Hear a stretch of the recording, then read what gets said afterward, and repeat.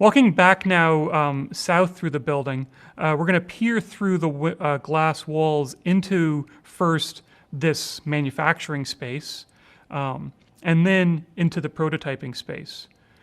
In front of you are a bunch of racks of things like 3D printers, where the students can really come in and start working on their designs rapidly, thinking about rapid prototyping of things. Now we're in the manufacturing space. You see some students working on a mill and a lathe.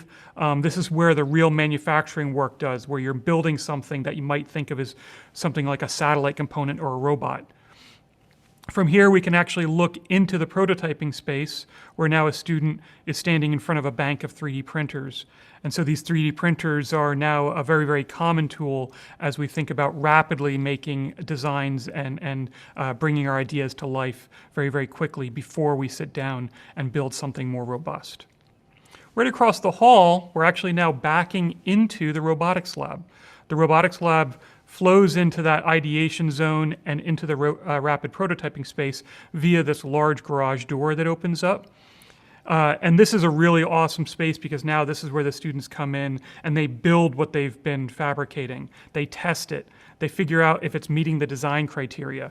Actually, hidden in the back, there's a little bioelectronics lab where students can actually 3D print human tissues.